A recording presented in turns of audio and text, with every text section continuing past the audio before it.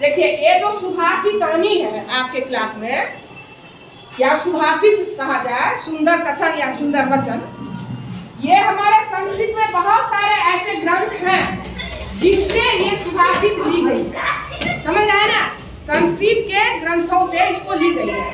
और ये अभी जो हम पढ़ाने जा रहे हैं, आपको बताने जा रहे हैं, ये पंचतंत्र ग्रंथ है, उससे ली गई है। अगर आप सुभाषित जानते हैं, सुंदर वचन सुंदर कथन जानते हैं और अपने जीवन में उसे उतारते हैं, तो क्या होगा बच्चे जानते हैं? आपका जीवन जो है ना परिमार्जित हो जाएगा, बिल्कुल साफ सुथरा हो जाएगा। ये इतने सुंदर सुंदर कथन और वचन है कि आपका जीवन परिमार्जित हो जाएगा। पहला। दूसरा, जब आप कोई अच्छा वक्ता बनना चाहते हैं तो जहां ये सेट करे, बहुत सारे सुभाषित कथन है, वचन है, सुभाषितानी है, अगर वहां आप इसका प्रयोग करते हैं तो आप जो वक्ता है, जो बोल रहे हैं, उसमें आपका वेट होगा, दबाव बनेगा, उससे असर पड़ेगा। अगर सुभाषितानी का प्रयोग करते हैं बीच बीच में, तो मैं उससे संबंधित, समझ रहे हैं ना? तो और या कहीं लिख रहे हैं, लिखने में भी अगर उससे संबंधित कोई चीज है तो हम सुभाषितानी का प्रयोग कर सकते हैं। अच्छा लेखक बनने में, अच्छा वक्ता बनने में, या अपने जीवन को परिमार्जित करने में आप सुभाषितानी को कर सकते हैं प्रयोग और अपने जीवन में उतार सकते हैं। जैसे कि आपका है आज उपदेशो ही मूर्खाणां, उपदेशो ही मूर्खाणां, परकोपाय न शान्तये, परकोपाय न शान्तये, पयः पानं भुजंगणां,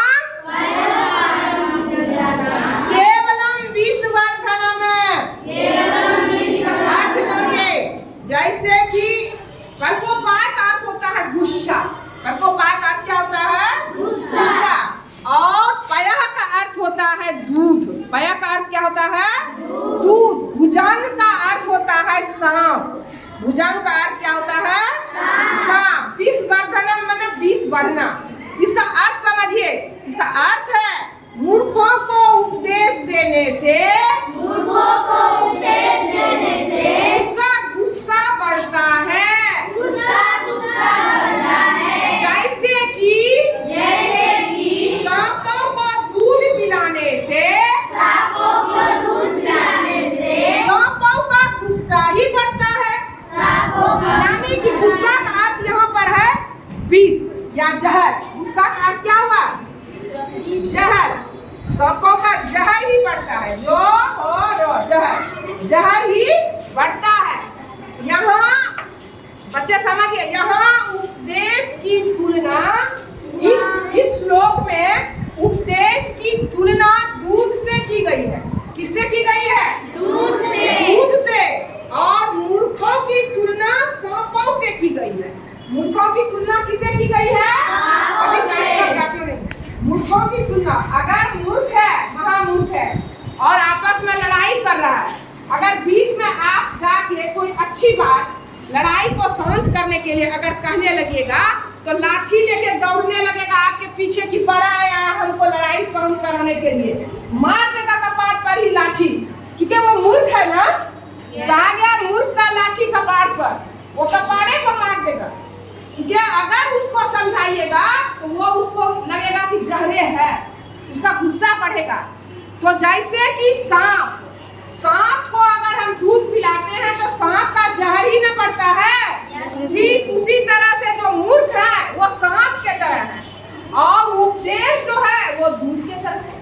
तो ऐसा नहीं करना है, ये सीख है। ये क्या है? बहुत कोई गुस्से में है और शांत करने के लिए गए, कोई मूर्ख है, लेकिन वो मूर्ख है, बलंत है, तो आपके पीछे ही दौड़ जाएगा मारने के लिए। क्या ऐसी घटना घटती है आप लोग के समाज में? बहुत घटती होगी, है ना? तो यही है। कैसी लग रही है? इसको चार्ट पेपर भी काट दिए, चार्ट पेपर पर इसको मोटा अक्षर में बना के लाइए, सुंदर से अर्थ लिखिए और यहाँ दीवार पर टांगना। ठीक है?